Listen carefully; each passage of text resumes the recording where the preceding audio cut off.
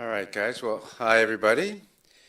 We're here to talk about the STAAR scores for 3rd through 8th grade. I'm hearing a little bit of an echo. 3rd through 8th grade. And I know that you may have some other questions, but on Thursday, prior to the board meeting, there'll be an opportunity to talk about other things and answer end-of-year questions or anything like that. Today, we're going to stick to 3rd through 8th grade STAAR results. I'd already given you all the high school results last week, but we are now releasing the HISD 3rd through 8th grade STAAR results, and we're not going to be giving you the state results because those are embargoed till Friday, okay? All right, so the preamble is very similar to what I gave you before, which is we believe the STAAR exam is a valid and reliable indicator of student proficiency. Having said that, it's only one snapshot in time. We use other data, like NWA data, to really assess the progress of our students. So all of these things are important and data points that will help us gauge how proficient our students are. The second thing is eventually you will get does not meet, approaches, meets or exceeds, and masters, right? So that is how students are assessed. We focus on meets or exceeds because that is the proficiency bar. Meet grade level expectations, that's where you're proficient. Approaches masks changes in meets or exceeds because approaches includes the meets and exceeds number. So if you just look at approaches, you can't tell how well a district or a school did. So we look at meets or exceeds. And then, you know, the question of how good is a score, or what makes a good score. And you can see here, we think 3 points at a district this size, 3 percentage point difference from last year to this year is really good. More than that, better, of course, and then 1 or 2 points is satisfactory. And then finally, the last bullet is, we understand that the percentage of kids who are proficient in HISD on most subjects, most tests, is lower than the percentage of kids who are proficient in the state of Texas. So we start at a lower level, that's true. And so what we're trying to do is first get to the state average and then the national average and then above national average for proficiency. And that's why almost all districts look at growth, right? From where were you last year to where are you this year? If you grow 5 percentage points or 4 percentage points a year for 4 years in a row, then you're going to be not only closing the gap with the state, you're going to be above the state. So there's an emphasis on our reporting, like it is for the state, like it is for other districts, on how well you increase your proficiency. How did you grow your proficiency? So just want to make sure that's clear, that we know that we're behind and we're closing that gap. All right, so how did we do 3rd through 8th grade STAAR exam? It's very similar to end-of-course exams at high school. Our kids did great, our teachers did great. And I'm going to show you the numbers here in a minute. But they achieved one of the best academic growth years that the district has ever experienced. The NES schools posted even higher gains than the district. The NES, for your audience, is New Education System Schools. It's the schools that we conducted whole-scale systemic reform, and those are the schools that were the D and F campuses mostly. We're narrowing the achievement gap. That is also evident in the numbers. You'll see that. Black and Hispanic students narrowed the achievement gap with their white peers by several percentage points in HISD. The gap is still large. We have a huge achievement gap in our district, and but we're narrowing it, which is really good. The whole district did well, but our minority students did even better, closing the gap.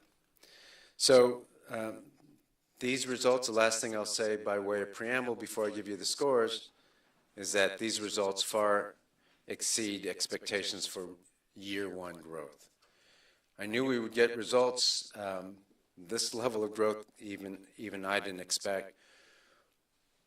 And listen closely to this. The NES schools, now the whole district did well, but the NES schools in reading, 3rd through 8th grade, as a whole, outperformed the state, of course, outperformed the district, and I believe had one of the largest, if not the largest, single-year increase in proficiency than any other urban district in Texas ever. And the same thing goes for math. And I want you to challenge that and look for it.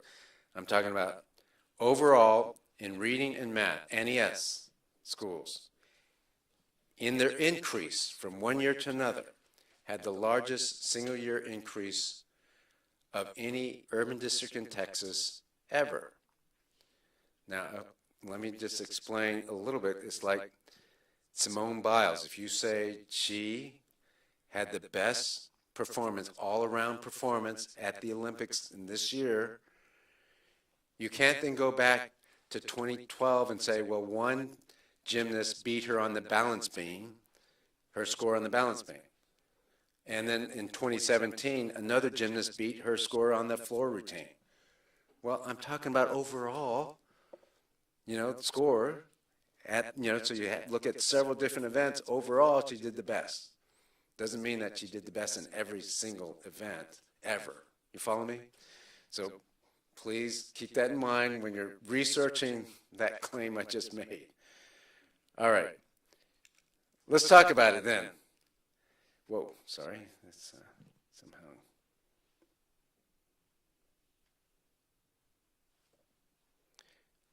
All right. Try to expand that for you. But HISD scores that first colored column. That's our scores. I cannot compare it to the state yet. You'll do that on Friday. But I can tell you we did much better than the state did. And if you look at those are all exams in the high schools. There are 15 exams here. There are 5 in the high school. Out of the 20 exams that we took for STAAR, we improved in 18 of them. We didn't improve. We lost 1 point in 3rd grade. I can tell you that that's better than what the state did. And we lost 5 points in 5th grade, which is also better than what the state did. I apologize, I know you're in the middle of it, but just for our reference here, what are these numbers? Are they, like, is that the total? Oh, yeah, thank you for asking. So you notice in the parentheses up at the top there, it says meets or exceeds. So this is percentage of kids who are above the proficient bar.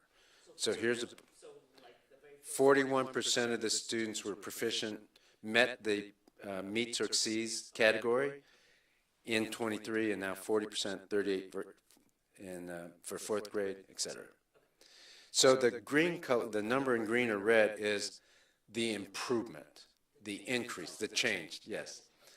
So you can see that the district did very well on the delta.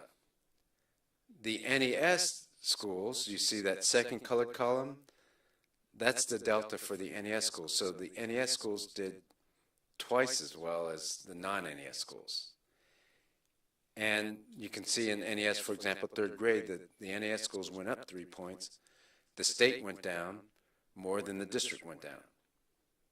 You'll get those numbers on Friday.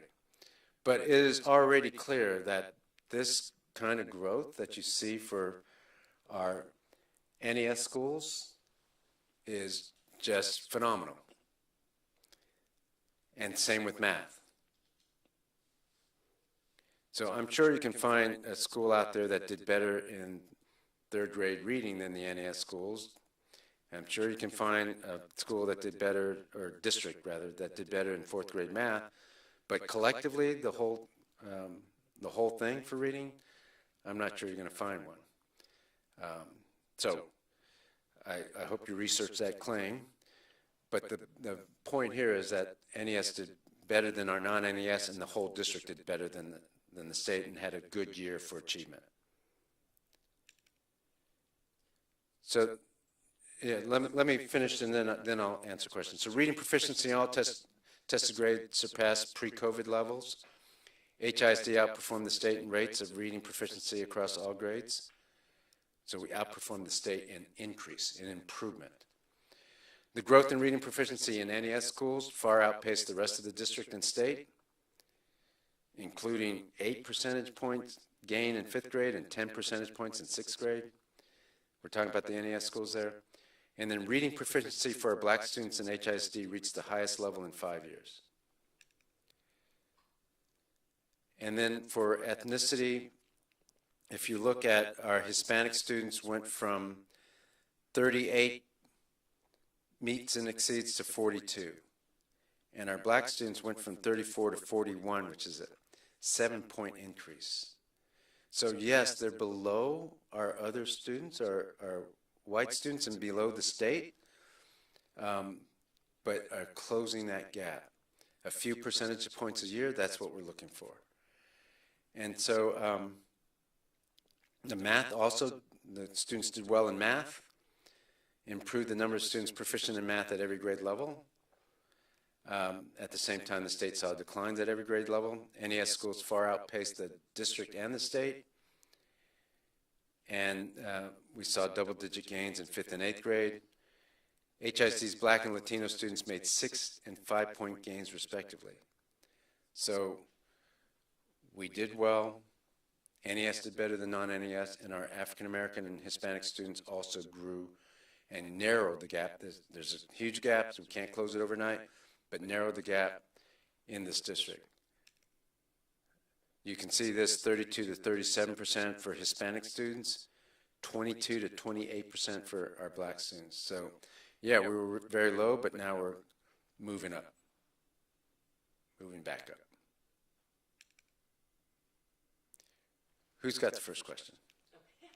So you've already seen the state, unofficially you've seen the state. Correct. numbers. Yes, I have. We'll wait till Friday, but you had a sneak peek. Yeah, Just to make this, okay. right. They often give it to districts and just embargo them. So that's why we can't give it to you. But it helps to have that perspective, right? I mean, it helps to know, I mean, if we went up 5 points in Algebra 1 and the state went up 7 points, it's good that we went up 5 points, but that's, you know, that's not as good if the state went up 7. You follow me? So it does help to have the state numbers. And so when you see it on Friday, you'll be even more impressed with our numbers. And would you, I mean, has this given you fodder to create more NES campuses? So yes is the answer, although we already had some other data to show that the NES system is working well. And we'd already put into motion to create 45 additional schools, NES schools for next year. And I've reported on that several times. So does it help justify the increase in NES schools? I think the answer is yes. After looking at these numbers, what should someone walk away with? Yeah, I think they should walk away that our kids stepped up and our teachers stepped up. They rose to the challenge.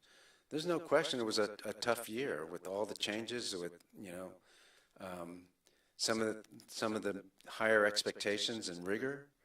Hard for students, hard for teachers, hard for parents and principals. So no question of that.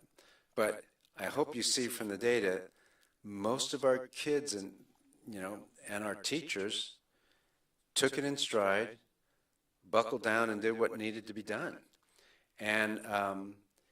And they, you know, if you go to the schools like I go to the schools, then you would have seen kids thriving all year long, teachers growing in their confidence and growing in their ability to instruct well, and that's been happening all year long. So that's the biggest takeaway. The kids deserve it, and you know, and we have enough bad news sometimes, like 123 DNF schools. It's time, whether this becomes a trend or not, it's time to celebrate today what our kids did.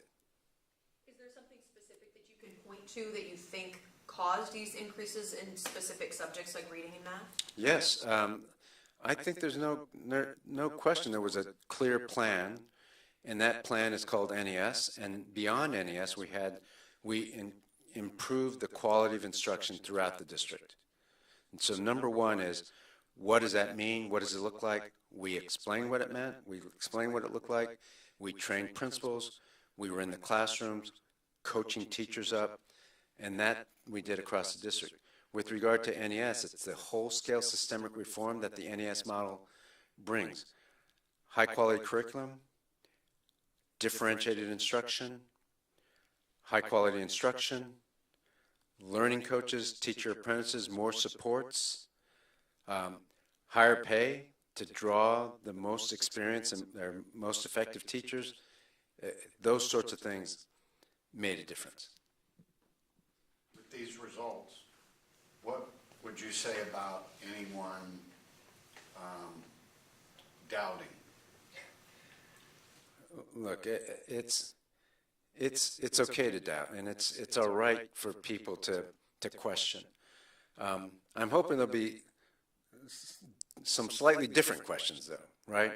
And there's still a lot of room for debate, always, when you have reform of this scale. So that's okay. But instead of saying, you know, NES is going to fail, maybe the question should be, why does NES work? Why is there a difference? I hope we start asking those type of questions. And instead of saying, you know, well, the research is the gap and we can't do anything except unless we get more money. Maybe we can say, you know what, if we have the right instructional program, effective teachers, effective principals, using good strategies and good curriculum, our kids, challenged by poverty and challenged by language barriers, can still achieve. They can. You know, and so would more money help? Yeah, but that's not the first place you should look. Maybe we should look at instruction first. Just sort of dovetailing on that question, I guess. I mean, no secret, there's been a group of hardcore critics, you and NES. Do you think that that's going to assuage them, these results? Look, I know this. I don't know is the answer to the question, and I suspect there will always be some folks who are mad at the intervention and are going to stay mad at the intervention. You know, that's their perspective, that's their right. What I do know is this. The people that we have to assuage and convince and inspire first are our teachers and our principals. And if we do that, and I'm telling you, this year has been a good movement of teachers and principals who believe in the system, using the curriculum, using the engagement strategies and all of that. When that happens, the teachers and the principals then make sense for kids and parents. And then we get the synergy and the movement and the belief that our kids can do anything if the teachers are coached well, the principals are coached well, and the kids are supported in the way they need to be. So I've interviewed many teachers that say that achieving good numbers in STAAR exams doesn't imply an improvement on learning. What would you say to those teachers? I think it's a valid and reliable test, STAAR is. If you can read, you're probably going to be proficient. If you can't read, you're probably not going to be proficient or meets and exceeds. But not only that, I would look at other data, which I do. So, for example, NWA MAP assessment. We reported on mid-year. We haven't yet reported on our results end of year, which we will do at the board meeting on the 27th, the results of the NWA. If all three exams, middle of the year, NWA, STAAR, end of year, all kind of point in the same direction, the big bullets, then I would think that those tests are valid and are correlated. So in NWA, middle of the year, our scores outpaced for growth, outpaced the national average. We grew better than the kids in the nation by quite a bit. We moved the percentile of achievement by 7 points in third grade reading on the end of year NWA, which we'll report out. My point is this, those data confirm or match the STAAR data. NES still outperform non-NES, for example, and we're growing pretty well compared to the nation's kids. So I think that's some valid information for people to consider. Were you expecting these results? Yeah, in a moment of weakness, no, I did not expect as great the results. I knew we would get results, but this level of results, what the NES students did in reading and math, I didn't expect this sort of growth. Very proud of our kids and our teachers and principals. You know, I said to some other folks, and your question is also appropriately tied to this, behind the numbers are some real kids and real teachers doing the work. You know, these are just numbers, that's true. And they can only indicate so much. But when you look at schools and you look at teachers and kids, what's happening in the schools, then you see what's really happening. And all the critique and all the numbers don't make up for what's happening. Let me show you one slide or one set of data that may emphasize that point.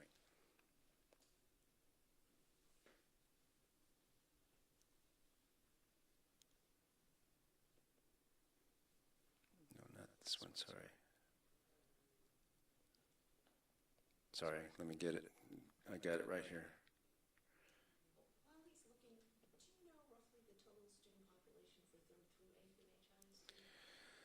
Let's see, we have about 10 to 11,000 kids in 3rd grade, 4th grade, and 5th grade, and we have about 9,000 kids in 6th grade, 7th grade, and 8th grade. That's a rough estimate. Yeah, each year. So like 10,000. So 30,000, you know, almost 60,000 kids. 4, 3 through 8? Yes, that take the exam. Here's what I was trying to talk to you earlier about.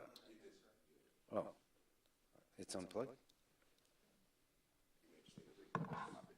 Yeah, give me a second.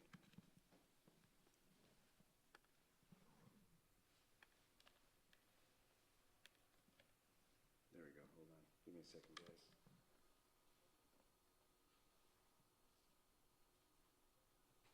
Okay. So this is Wainwright Elementary School. And it's an F-rated. Oh, sorry. This is Wainwright Elementary School. It's an F-rated campus. And they've been struggling for a while. They moved up in 22-23 school year. You can see the scores, and I highlighted them. For example, 3rd grade reading. This is reading, 3rd grade reading. You see this? 17% of their students could read at grade level. 17. Now, this year, 46%. That's huge growth. Okay, so maybe these are just numbers, right? But behind those numbers are kids who work really hard, are very proud of their scores, principals are very proud of the school, trained teachers, coached teachers, inspired teachers, teachers who stepped up, believed that their kids could do this work. And then has the results to show it. We have more kids reading at the school than they did before. More kids reading because teachers worked hard, believed in the system, used the NAS model, and did what they needed to do. And had you visited Wainwright like I did, you would have seen kids thriving. That's what you would have seen. And any other description of that does a disservice to our kids. I mean, these kids can't win for losing, right? They're in a failing school, they get beat up for that, or they get a negative rep out there, and then when they do well, we don't celebrate? Let's celebrate. Let's celebrate the Wainwright kids and any other school that had these increases. And forget the intervention for a moment and forget that it's about STAAR. Just say these kids did better, because they did. All right, so get off my soapbox for, but Wainwright is just one of many schools. My point is there are real kids, real teacher, real effort around this. And let's try to keep that in mind. Anybody else? I mean, I guess you've already been asked this, but when you see numbers like that, obviously you have momentum now in these schools. People see that there's a method behind your madness. So do you think that there's a possibility that the percentages increase that much more next year since you have buy-in from teachers? There was a lot of pushback all year, right? A lot of distractions. Yeah, thanks for asking. I think you're onto something there. I was talking to principals today. It was a training day for principals this morning. Half the district comes today and half came yesterday. And we were talking about that, and we said, look, what's going to be different next year? First of all, there won't be as many changes, right, because we're already doing it. We're going to start on August 12th instead of August 28th.